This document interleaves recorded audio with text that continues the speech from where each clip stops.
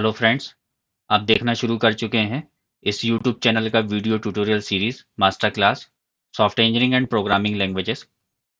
इस video tutorial series में मैं आपको एलसीएनसी एक कंसेप्ट होता है लो कोड नो कोड, ये कैसे होता है, कौन से कंसेप्ट हम यूज़ करते हैं, कौन सी मेथड्स हम यूज़ करते हैं, ये इस पूरे वीडियो ट्यूटोरियल सीरीज के अंदर मैं आपको बताता हूँ।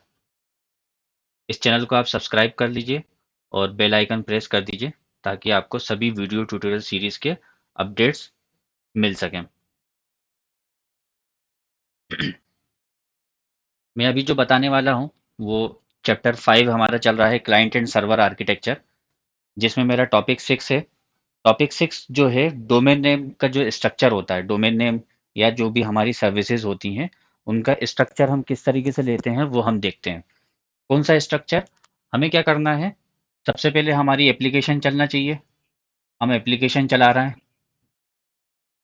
फिर हो सकता है कि हम इसका डेटाबेस है ना क्लस्टर करें, जो मैंने आपको पिछले टॉपिक के या पिछले चैप्टर में भी मैंने आपको क्लियर करा था।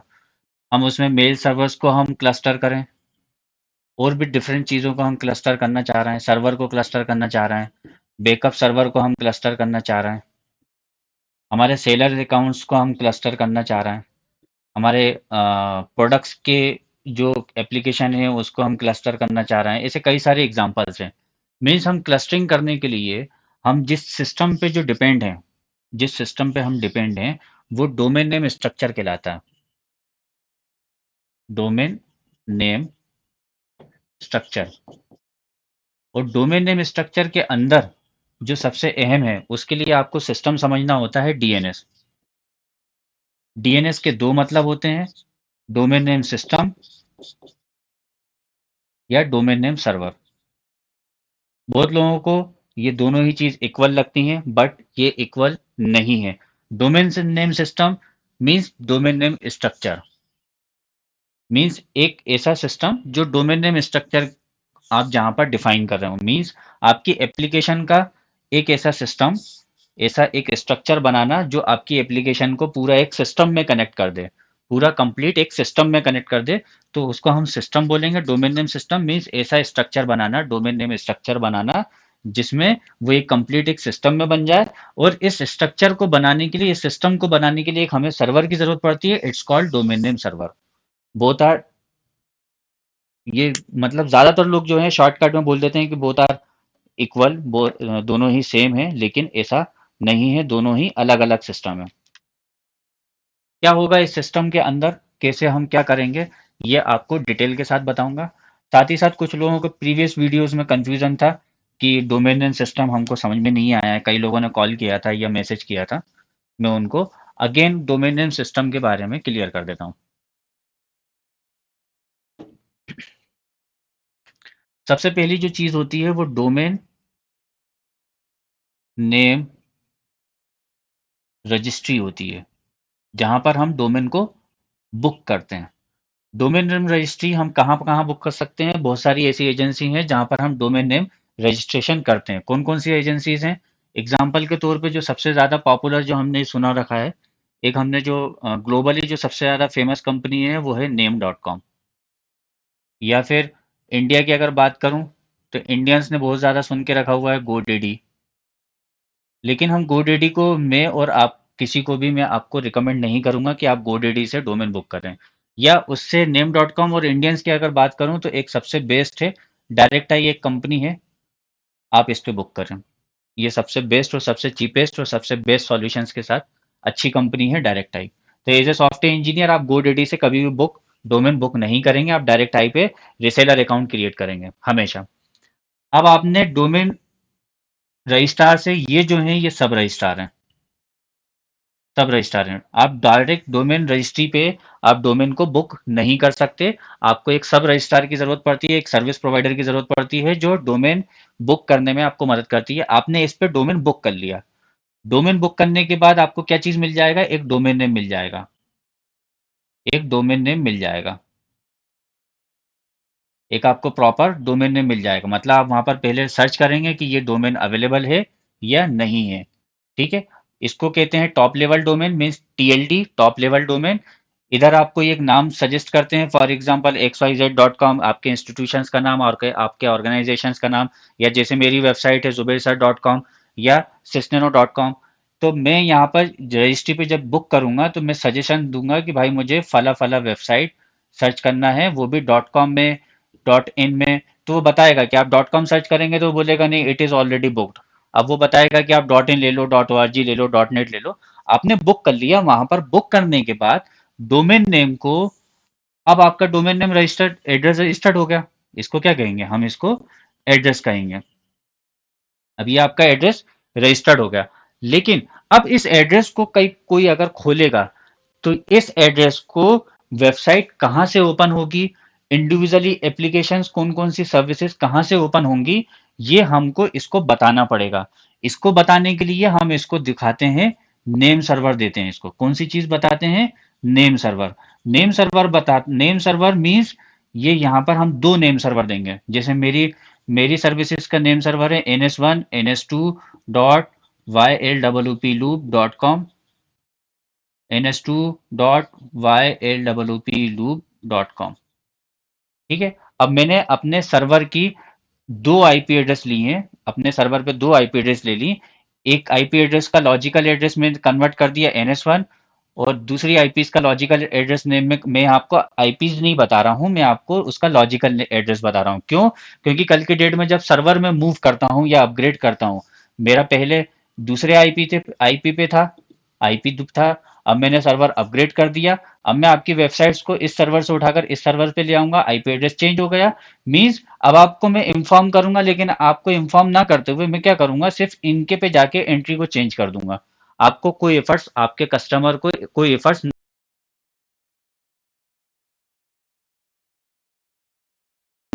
सीधे उसका नेम सर्वर, वहां पर आपका नेम सर्वर पे आईपी एड्रेस है वो चेंज हो जाएगा। आपने नेम सर्वर बताया।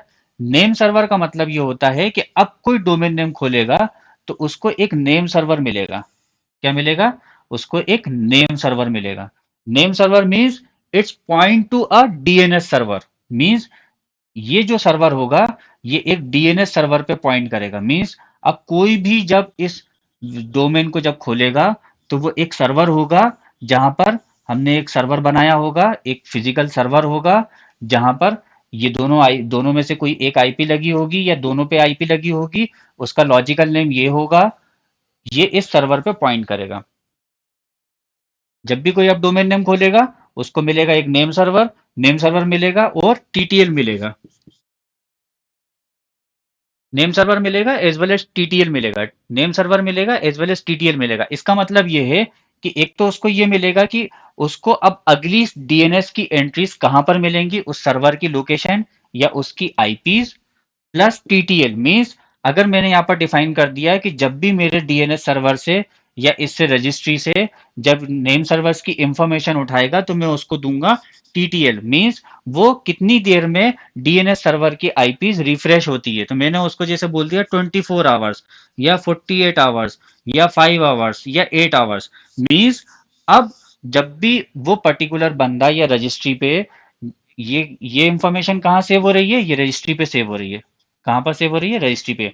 हमने रजिस्ट्री पे डोमेन बुक करा, किसके थ्रू, किसी रजिस्ट्रार के सर्विस प्रोवाइडर के थ्रू। डोमेन बुक हो गया। अब हम उसको बता रहे हैं कि आपको नेम सर्वर ये रखना है। नेम सर्वर इनडायरेक्टली डायरेक्टली कहाँ पर सेव है, रजिस्ट्री पे। अब जब भी कोई डोमेन ओपन करेगा तो वो रजिस्ट्री के पास जाएगा, रजिस्ट्री से पूछेगा कि हमें किस डीएनएस सर्वर पे जाना है। रजिस्ट्री उसको डीएनएस सर्वर का एड्रेस देगा जो हमने नेम सर्वर डोमेन बुक करते टाइम हमने दिया होगा या बाद में हमने डाला होगा। वो वेबसाइट ओपन करने वाले को वो नेम सर्वर देगा। नेम सर्वर के साथ टाइम टू लीव देगा। टाइम टू लीव ये डिफाइन करेगा कि हम इस इंफॉर्मेशन को कितनी देर बाद दोबारा उठाएंगे। इस इंफॉर्मेशन को, इस नेम सर्वर को हम कितनी देर बाद दोबारा उठाएंगे, ये भी डीएनएस सर्वर इंफॉर्म करता है। डीएनएस सर्वर इसकी इंफॉर्मेशन देता है। अब हमारा पॉइंटर, जब भी किसी ने डोमेन बुक करा तो रजिस्ट्री गया, रजिस्ट्री से नेम सर्वर उठाया, नेम सर्वर से उसको डीएनएस सर्वर का एड्रेस मिल गया, डीएनएस सर्वर का एड्रेस मिल गया। अब वो डीएनएस सर्वर पे आ गया। अब डीएनएस सर्वर पे एक डीएनएस टेबल होगी या डीएनएस रिकॉर्ड्स होगा। क्या होगा? DNS records. डीएनएस रिकॉर्ड्स कौन कौन से रिकॉर्ड्स, अब हमारी जितने टाइप्स के हमने एप्लीकेशंस को क्लस्टर्ड किया होगा, या जितने टाइप के हम सर्विसेज को यूज कर रहे होंगे, या हम जितने टाइप की जितने टाइप्स के हम सर्वर्स को यूज कर रहे होंगे, उतने हम डीएनएस में एंट्री करेंगे। सबसे पहला जब यहाँ पर आएगा, तो वहां पर जो हमारे वेब सर्वर का एंट्री देनी है हमको, कि भाई जब भी आप इसको खोलोगे तो इस जगह से वेबसाइट ओपन करके दिखाएगा। अगर हमने मल्टीपल वेबसाइट्स में क्लस्टरिंग करके रखी हुई है, मींस उसको डोमेन नेम सिस्टम में सब डोमेन बोलते हैं, तो हमारे सब डोमेन इंडिविजुअली किस सर्वर से चलेगा उसकी इंफॉर्मेशन दिखाएगा। इसी मेल पे आप मेल सर्वर बनाएंगे, तो मेल सर्वर, मेल्स को रीड करना और मेल्स भेजना दो अलग अलग प्रोटोकॉल होते हैं। आईमेप प्रोटोकॉल होता है, और भेजने के लिए, मेल भेजने के लिए एसएमटीपी प्रोटोकॉल होता है। ये भी दोनों अलग अलग सर्वर हो सकते हैं।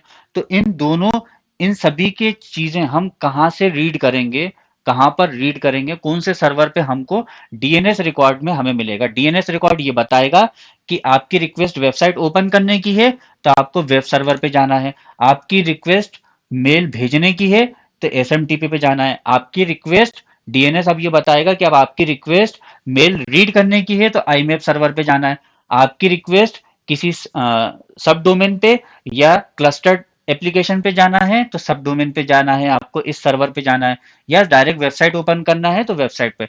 मीन्स इसको हम वेब सर्वर या इसको डीएनएस रिकॉर्ड्स बोलते हैं। ये किस फॉर्म में होता है डीएनएस रिकॉर्ड? सबसे पहला जो रिकॉर्ड होता है वो होता है ब्लैंक, एम्प्टी। ठीक है। इसमें हम जब भी डीएनएस के रिकॉर्ड एंट्री करते हैं, तो वहां पर हमें डिफाइन करना होता है टी टाइप। पहला होता है टाइप, रिकॉर्ड नेम, सीधे मैं लिख देता हूं नेम, और उसका डेटा।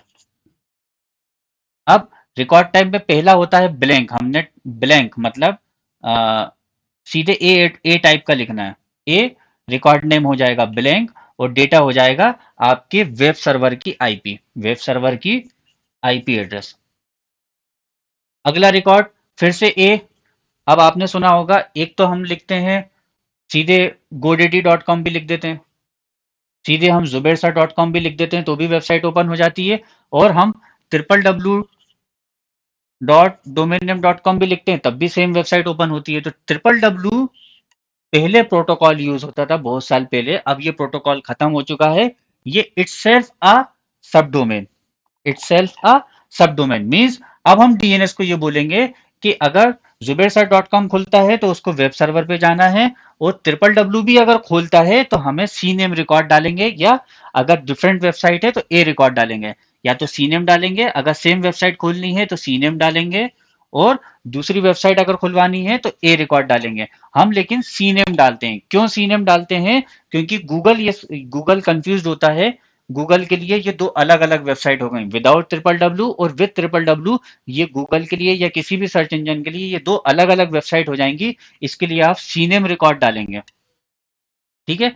और जब भी कोई ब्लैंक रिकॉर्ड खोले, वो automatic forward to triple W, या ट्रिपल डब्ल्यू खोले तो automatic forwarded to non triple W website. Means दोनों में एक ही, ऑलवेज एक ही यूआरएल ओपन होगा। ये आपको फॉरवर्डर में आपको सेटिंग करनी पड़ेगी। यहां पर हम कोनोनिकल नेम हम सेट कर रहे हैं। कोनोनिकल नेम मतलब जब भी कोई ट्रिपल डब्ल्यू खोलेगा, तो वो बिना ट्रिपल डब्ल्यू वाले पे ऑटोमेटिक उसके रिकॉर्ड्स को, उसकी आईपी एड्रेस के रिकॉर्ड को कॉपी कर लेगा। कोनोनिकल नेम मीन्स हमने यहाँ पर रिकॉर्ड नेम दिया, record name triple W, record data जो डोमेन नेम होगा, जो भी आपका डोमेन नेम होगा, इधर पे जो भी डोमेन नेम होगा वो डोमेन नेम लिखना है। डोमेन नेम, मेरे केस में क्या होगा, मेरी जो आईपी एड्रेस है मैंने आईपी एड्रेस लिख दिया।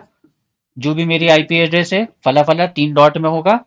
ठीक है। उसका एक रिकॉर्ड डाला कि जब भी कोई डोमेन नेम, जब भी कोई मैं वेबसाइट खोलूंगा, तो वो रजिस्ट्री के पास जाएगा। रजिस्ट्री से अब इन पे नहीं आएगा, रजिस्ट्री के पास ही ये वाला रिकॉर्ड डला होता है। रजिस्ट्री बताएगा कि ये इनका नेम सर्वर है, ये डीएनएस सर्वर की आईपी है। डीएनएस सर्वर पे आएगा, वो ये चेक करेगा ये रिक्वेस्ट किस चीज की है। ये रिक्वेस्ट वेबसाइट ओपन करने की है, मीन्स ये रिक्वेस्ट वेब सर्वर की है। ये अब वो वेबसाइट, वेब सर्वर का एड्रेस चेक करेगा कि उसके वेब सर्वर पे ए रिकॉर्ड पे या ट्रिपल डब्ल्यू रिकॉर्ड पे क्या डला हुआ है। उसके ए रिकॉर्ड पे एक आईपी एड्रेस डली हुई है, उस सर्वर पे, उस वेब सर्वर पे आपको उस रिक्वेस्ट को फॉरवर्ड कर देगा जहां से वेबसाइट ओपन होगी। ठीक है। एक ब्लैंक रिकॉर्ड होता है ब्लैंक रिकॉर्ड इट मीन्स कि जो भी रिक्वेस्ट आई है उसका main domain, this is blank record. और ये क्या होगा, सब डोमेन। तो हमने एक ट्रिपल डब्ल्यू का रिकॉर्ड करा, सी नेम का क्रोनिकल नेम, और उस पर डोमेन नेम लिख दिया। इट मीन्स कि अब कोई ट्रिपल डब्ल्यू खोलेगा तो इट सेल्फ की जो भी ब्लैंक रिकॉर्ड है उसकी आईपी एड्रेस पे ही मुझे फॉरवर्ड करना है। ये दोनों सेम बात हो गई, ठीक है। अब किसी ने बोला कि भाई साहब S M T P IMAP, यहाँ से मैंने आई मैप मतलब एक मेल रीड करने की मैंने रिक्वेस्ट भेजी, रजिस्ट्री पे जाएगा, नेम सर्वर उठाएगा, नेम सर्वर से डीएनएस सर्वर पे जाएगा, और ये पहले से अगर उठा हुआ है तो मैं डीएनएस से आईपी एड्रेस को डिमांड नहीं करूंगा, क्योंकि मैंने वहां पर दे के रखा हुआ है कि सिर्फ 5 आवर्स में रिफ्रेश हो, 8 आवर्स में रिफ्रेश हो, 24 आवर्स में रिफ्रेश हो।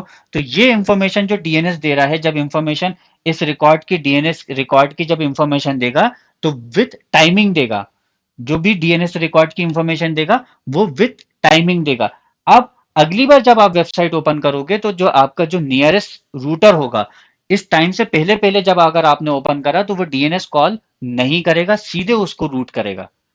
अगर 24 आवर्स आपने सेट करके रखा है तो आफ्टर 24 आवर्स जब आप वेबसाइट को कॉल करोगे तो नेम सर्वर्स रजिस्ट्री से नहीं मांगेगा, क्योंकि उसकी 14 डेज की लिमिट होती है। आफ्टर 14 डेज के बाद है ना वो फिर से नेम सर्वर रजिस्ट्री से मांगेगा। नेम सर्वर नहीं मांगेगा, वो सीधे डीएनएस पे आएगा। डीएनएस पे आने के बाद ए रिकॉर्ड का डेटा रिफ्रेश करेगा। ए रिकॉर्ड पे लिखा हुआ है, A record web record, blank record या ट्रिपल डब्ल्यू रिकॉर्ड पे इंडिविजुअली वो सेंड करेगा। अब मान लीजिए आपकी ई कॉमर्स की वेबसाइट है, आपने उसको सेलर्स, प्रोडक्शंस, क्लाइंट्स और फ्रंट एंड ऐसे करके मल्टीपल क्लस्टर्ड बना चुके हैं, तो मल्टीपल सब डोमेन्स बना चुके हैं। तो इंडिविजुअली सब डोमेन हो सकता है अलग अलग सर्वर से वेबसाइट चल रही हो, तो आपको अलग अलग सर्वर की आईपी एड्रेस आपको इधर उसका लिखते चले आना है, सेलर, इधर ए टाइप और इधर उसकी आईपी, ये चलती चली जाएगी। ऐसी ए टाइप होता है, क्रोनिकल होता है। फिर एक होता है MX, MX means mail exchange, mail exchange means SMTP, mail exchange means SMTP. Mail exchange में रिकॉर्ड डेटा होता है, मतलब एसएमटीपी सर्वर का एड्रेस होता है या आईपी एड्रेस होता है। और प्रायोरिटी, प्रायोरिटी होता है मीन्स उसकी पहले प्रायोरिटी फिर सेकंड प्रायोरिटी। कई सारे से मेल सेंडिंग सर्वर्स हो सकते हैं, तो कौन कौन से, अगर एक ही सर्वर वेब सर्वर भी है और उसी सर्वर पे मेल सर्वर है तो आपको एक एसएमटीपी पे भी ए रिकॉर्ड डालना पड़ेगा, एसएमटीपी भी ए रिकॉर्ड डालना पड़ेगा। और सभी सब डोमेन्स का एक ही रिकॉर्ड, सभी सब डोमेन्स का एक ही आईपी एड्रेस है, तो आप स्टार एंट्री करते हैं यहाँ पर स्टार ए रिकॉर्ड में, ए रिकॉर्ड यहाँ पर स्टार और यहाँ पर आईपी एड्रेस मीन्स हम एक ही सर्वर पे सारी सर्विसेज चला रहे हैं। तो अगर अलग अलग सर्विसेज से क्लस्टरिंग करके रखा है तो हम S M T P I में सबकी आईपी एड्रेस एड्रेस के साथ सब डोमेन की एंट्री करेंगे। फिर उनके एस एम टी पी वाले केस में मेल एक्सचेंज डिफाइन करेंगे, मेल एक्सचेंज मतलब एम एक्स एंट्री करेंगे। एम एक्स एंट्री के अंदर होता है एस एम टी पी का एड्रेस, मतलब मेरे केस में क्या होगा, S M T P dot Zuber sir dot com या S M T P dot name dot com या S M T P dot Google dot com, ठीक है। और उसकी प्रायोरिटी मतलब मल्टीपल मेल एक्सचेंज सर्वर्स भी हो सकते हैं। एक ही मेल सेंडिंग क्या है, लाखों करोड़ों भी भेजना होता है, तो हम बहुत सारे मेल सर्वर सेंडिंग्स बना सकते हैं। और उनकी प्रायोरिटी कि भाई पहले 10 नंबर को देखेगा, फिर 20 नंबर को देखेगा, फिर 30 नंबर को देखेगा, 1 2 3 प्रायोरिटी। 1 to 100 हम प्रायोरिटी बना सकते हैं, है ना। और अब तो एन नंबर ऑफ प्रायोरिटीज हो सकती हैं, आप लाखों है ना सर्वर्स बना सकते हैं मेल सेंडिंग्स के, ठीक है। तो ये पूरा कंप्लीट जो सिस्टम कहलाता है, इस सिस्टम को हम बोलते हैं डोमेन नेम सिस्टम, ठीक है। और इसमें जो पूरे डोमेन नेम सिस्टम में इंडिविजुअली सर्विसेज पे जो हमें सर्वर पहुंचा के देता है, इस सर्विसेज को जो हमको देता है उसको हम बोलते हैं डोमेन नेम सर्वर, ठीक है। और नेम सर्वर होता है जो डोमेन नेम के बाद जो डीएनएस सर्वर का एड्रेस देता है, इट्स कॉल्ड नेम सर्वर। जो हमें डीएनएस सर्वर का एड्रेस दे वो नेम सर्वर। और ये नेम सर्वर का एड्रेस कहां मिलता है, डोमेन रजिस्ट्री पे, जहां पर हमने डोमेन बुक किया हुआ है। और डोमेन बुक करने के साथ ही साथ हमें नेम सर्वर की एंट्री हमें करनी पड़ती है। और जो भी सर्वर बनाता है वो चाइल्ड नेम सर्वर बना के अपना नेम सर्वर क्रिएट करता है, जहां पर एक्चुअल सर्वर का आईपी एड्रेस होता है। अब इन सब चीजों का एक प्रैक्टिकल तो इस तरीके से सच कोई पॉसिबिलिटीज नहीं है, लेकिन जब भी हम कोई डोमेन बुक करेंगे, इसकी बुक करने के साथ नेम सर्वर डालेंगे, नेम सर्वर डालने के बाद उसको होस्टिंग सर्वर पे होस्ट करेंगे। अब यहाँ पर मैंने एक और क्वेश्चन अराइज होता है कि भाई मैंने किसी का भी XYZ का सर्वर डाल दिया तो क्या मेरी वेबसाइट ओपन हो जाएगी? नहीं। मैंने पॉइंटर किया ए सर्वर, मतलब ए रिकॉर्ड पे पॉइंट करा, वेबसाइट होस्ट होना चाहिए। उस सर्वर पे अगर मैं IIS से उस डोमेन का अगर एंट्री नहीं है तो सर्वर रिस्पॉन्ड कर देगा website not found. Website not found कहाँ रिस्पॉन्ड करेगा? सीधे क्लाइंट एंड पे, जिसने वेबसाइट ओपन करी है वे इधर से रूट से नहीं जाएगा, सीधे क्लाइंट के डेस्कटॉप पे रिप्लाई आ जाएगा कि सर्वर नॉट फाउंड। मीन्स हमने डीएनएस रिकॉर्ड में सर्वर का एड्रेस तो दिया, लेकिन उस सर्वर ने उस चीज को होस्ट करके नहीं रखा हुआ है, तो वो particularly services services not found या सर्विसेज नॉट अवेलेबल की चीजें इंफॉर्मेशन बताएगा। तो लोगों को जो कंफ्यूजन है, या बहुत से लोग बोल देते हैं कि डीएनएस सिस्टम और DNS server are equals, are sames. नहीं, दोनों चीजें अलग अलग से अलग अलग चीजें ही हैं। दोनों का मतलब अलग है, दोनों का काम अलग है। नेम सर्वर अलग है, डीएनएस सर्वर अलग है, डीएनएस सिस्टम अलग है। ये सारी चीजें अलग अलग सिस्टम है। इन सब चीजों का अलग अलग पर्पज है। ये पूरा कंप्लीट एक टास्क होता है, ये एक पूरी प्रोसेस होती है। इस टॉपिक में बस इतना ही। अगर आपको कोई कंफ्यूजन हो, टॉपिक से रिलेटेड कोई कंफ्यूजन हो, कोई क्वेश्चंस हो, कोई और एग्जांपल्स के थ्रू एक्सप्लेनेशन हो, तो आप मुझे कमेंट्स करके बता सकते हैं। वीडियो काम का लगे तो लाइक्स एंड शेयर ज़रूर करिए, अपने कलीग्स और अपने फ्रेंड्स से ज़रूर शेयर करिए। क्वालिटी से रिलेटेड कोई सजेशंस हो तो आप मुझे वो भी बता सकते हैं, मैं इम्प्रोवाइज करने की कोशिश करूँगा। इस वीडियो में बस इतना ही। Thank you.